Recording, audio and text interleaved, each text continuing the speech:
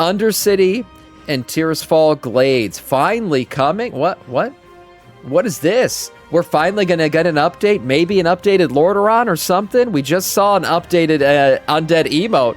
Who knows what else could be coming here? This is next, says Doran. What's coming in the next patch? Let's see what's coming in the next patch here with our Undead updates and maybe an update to Undercity coming soon. Let's check this one out here from Doran.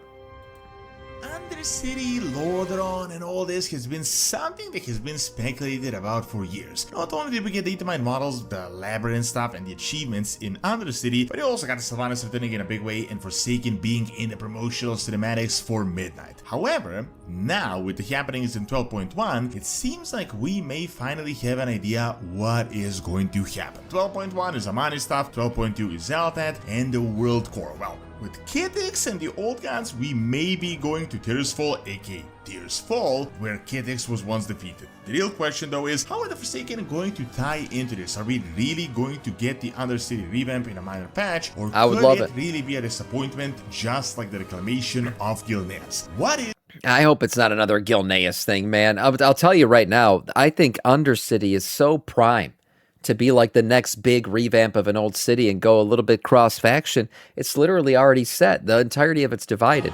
You could... Oh, look at that. Ready Player Alley.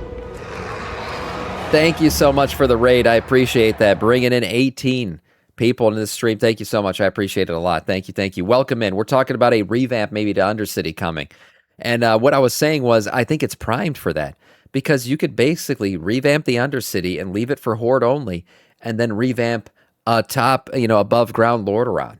Bring back Lordaeron to former glory and make it cross-faction. It's fine. Then you allow the Alliance to come back to it, but you also say, well, Lordaeronian people are undead now, they're Horde, but they can also play around in the new Lordaeron. It's so primed and ready for it. I would love to see it happen. Will it happen? I don't know. Everything we know.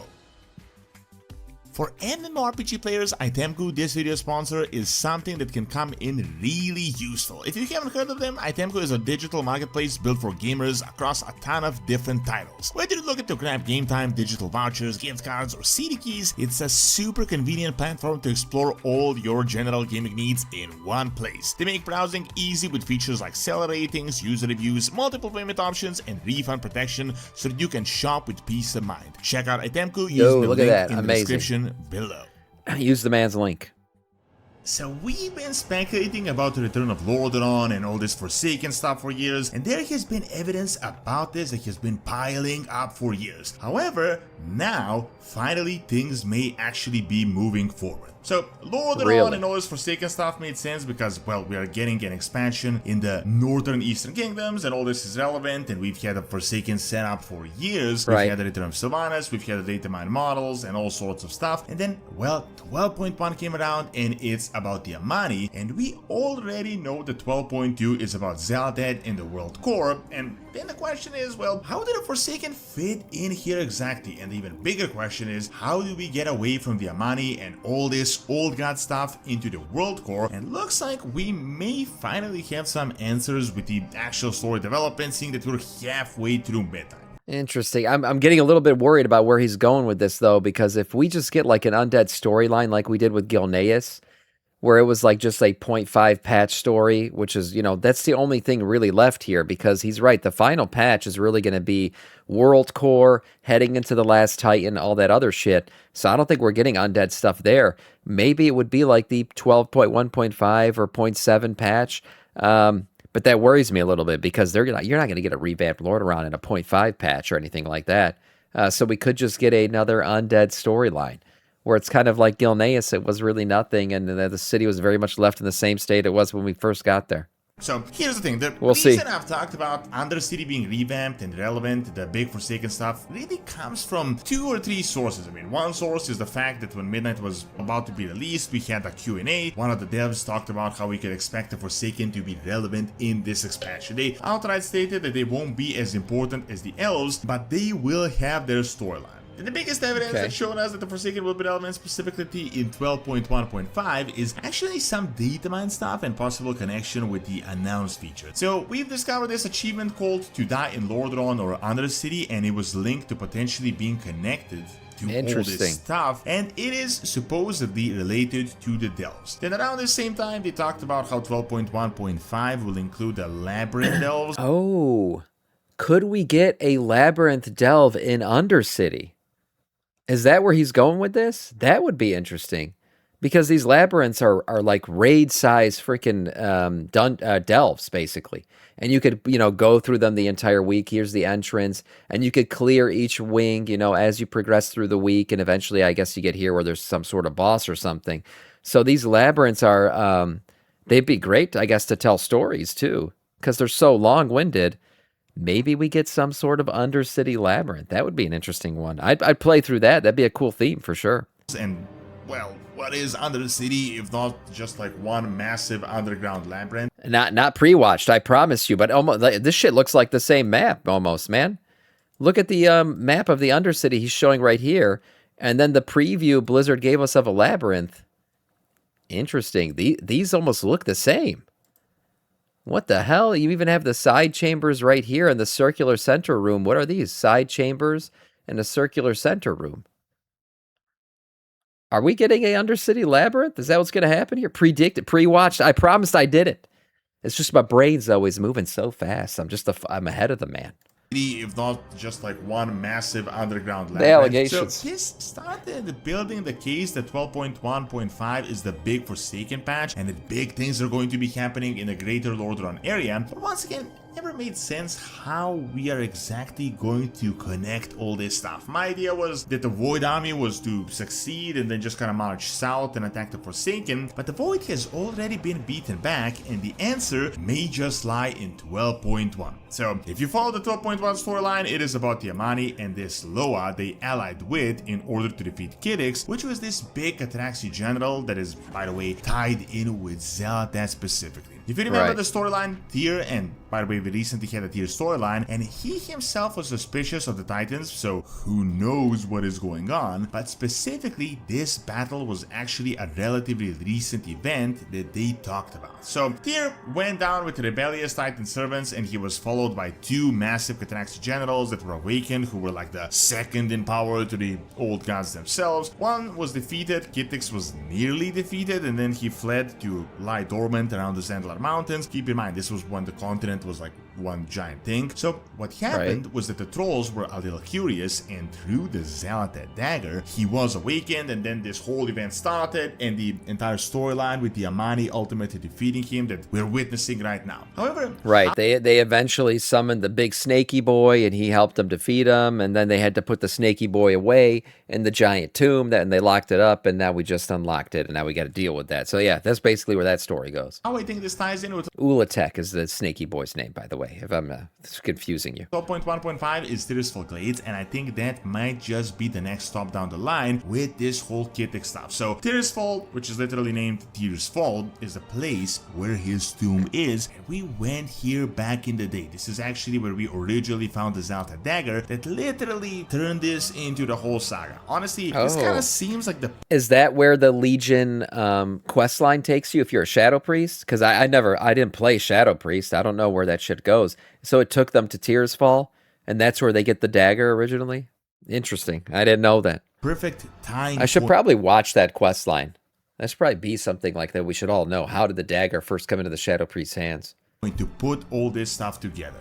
I mean, we already know clearly that 12.2 is the full Zealotad patch where we are finally going to deal with her. Spoiler alert, but the new cinematic talked about her becoming Azeroth, and the patch is going to be like this big transition into the last That's Titan, right, there's a lore walking thing 12.1 for starts with Kittix, so it makes sense that Tyr's tomb could be like the in-between, like the transition period where we have to do something in order to reach Azeroth's world core and find Zealotad, and like she might throw like this diversion at us, and at the same time, as we are in Tearsfall, this is obviously right next to Undercity. Who knows, there could be some underground network here or something that involves the Forsaken. I mean, Sylvanas has already returned. She was in this big cinematic. Her storyline seems to be set for the Last Titan, as she revealed that the whole Shadowlands is a hoax. But the Undercity involvement makes a lot of sense as well. I mean, we could technically see Sylvanas really soon. Now, personally, I don't know if a complete revamp of Undercity in a minor patch is possible. It doesn't seem crazy likely at this stage, honestly, but they already kind of revamped a part of it. I mean, they recently had a Forsaken Legacy storyline, so something could be possible. Further evidence for more Forsaken involvement in Midnight is just some things that have kind of been piling up for years. For example, we've had these Light Forsaken horses, a few more Datamine Forsaken assets, which strongly foreshadowed that the Forsaken Paladins could be relevant, which kind of makes perfect sense right now with the Light storyline. And the other bit of evidence is that the Forsaken were literally in the intro cinematic for Midnight. Remember the promotion? You know, it would be crazy. I just thought of it.